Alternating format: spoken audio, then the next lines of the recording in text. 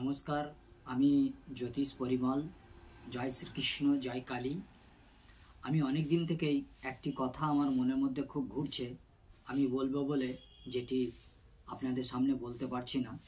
যাই হোক, দেখুন, আমি আমার গুরুমুখী বিদ্যা, আমি অনলাইন ক্লাসের মাধ্যমে লোকাল কোনো গুরুর আদেশ নিয়ে আমি কিন্তু জ্যোতিষ লাইনে এসেছি। আমার গুরুদেব শঙ্কর শাস্ত্রী, ওনার শ্রীচরণে আমার শতকোটি প্রণাম।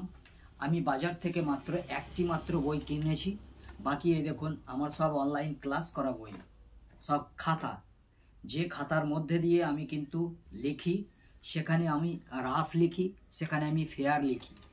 আর তাছাড়া আজকে একটি অন্য বিষয়ে ভিডিও আমি করছি। যাই হোক, আমি যেখানে ভিডিও করতাম সেখানে একটু অসুবিধা থাকার জন্য আমি সেখানকার ভিডিওটা ছেড়ে আমি আমার নিজের ঘরে করছি। যাই হোক, আজকে আমি যেটি বলবো যে আমাদের সকলের বাড়িতেই কিন্তু বাচ্চা রয়েছে, বাচ্চা ছেলে মেয়ে সকলেই রয়েছে, যারা পড়াশোনায় মেধা নয়, মানে যাদের পড়াশোনা করে অথচ মনে রাখতে পারে না, তাদের জন্য আমি বলবো একটি কথা, যে কথাটি হয়তো একেবারে সিম্পল কথা।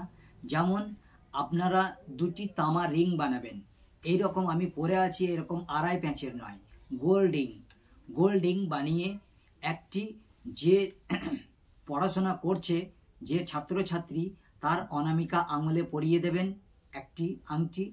দুধ গঙ্গা অগ্র দিয়ে শোধন করে মা সরস্বতীর ওইং ওইং ওইং এই জপটা 21 বার জপ করে আপনারা পরিয়ে দেবেন। আর একটি যে আংটি বেঁচে থাকবে, আপনার বাড়ির কোণে যে ঈশান কোণ রয়েছে, ঈশান কোণ অর্থাৎ উত্তর পূর্ব কোণ, সেই কোণে মাটি একটু গর্ত করে সেখানে পুঁতে দেবেন। যদি কিছু পোতার ব্যবস্থা না থাকে, যদি ঢালাই বা পাকা থাকে, তাহলে সেখানে একটি কোনো টব ফব লাগিয়ে, টবে যে কোনো একটি গাছ দিয়ে, তুলসী গাছ বা অন্যান্য গাছ দিয়ে সেখানে সেই আংটিটি পুঁতে দিলেন সেই মাটিতে।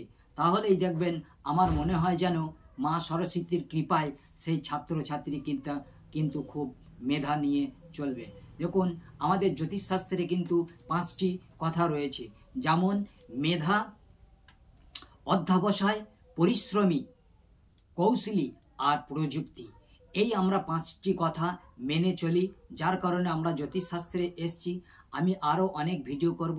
তাছাড়া আমার এই ভিডিওটা করার অর্থ, আমার একটি চ্যানেল রয়েছে ওই ফেসবুকেই চ্যানেলটি রয়েছে জ্যোতিষ জ্ঞান নামে।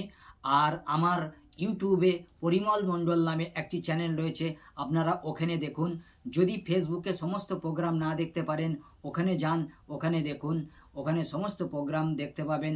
আমাকে প্রোগ্রাম দেখার পর আমাকে শেয়ার করুন, কমেন্ট করুন, আর আমার চ্যানেলটি সাবস্ক্রাইব করে রাখুন।